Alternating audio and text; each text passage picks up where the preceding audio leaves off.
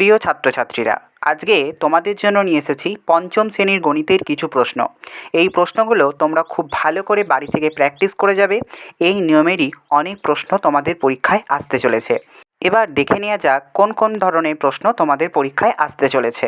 একে রয়েছে নিম্নলিখিত প্রশ্নগুলি নির্দেশ মতো উত্তর দাও। কয়ে রয়েছে সমতুল্য ভগ্নাংশ, ক্ষয়ে রয়েছে লঘিষ্ঠ আকারের প্রকাশ, গয়ে রয়েছে বর্গমূল করো, ঘয়ে ফাঁকা ঘরে উপযুক্ত সংখ্যা বসাও। অর্থাৎ যে বক্সগুলো দেওয়া রয়েছে বক্সগুলোকে তোমাদের পূর্ণ করতে হবে।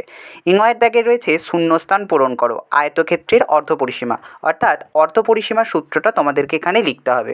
দুয়ে রয়েছে নিম্নলিখিত প্রশ্নগুলির উত্তর দাও, যে কোনো তিনটি।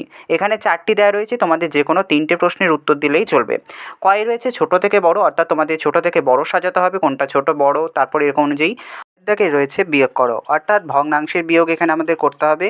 গয়ে রয়েছে যোগ করো, ভগ্নাংশে যোগ করতে হবে। ঘয়ে রয়েছে একটি বর্গাকার বাগানের দৈর্ঘ্য 10 মিটার এবং বাগানটির প্রত্যেক ধারে দৈর্ঘ্য 2 মিটার করে যদি বাড়ানো হয় তাহলে বাগানটির পরিসীমা, অর্থাৎ এই অঙ্কের মধ্যে আমাদেরকে পরিসীমা বের করতে বলছে।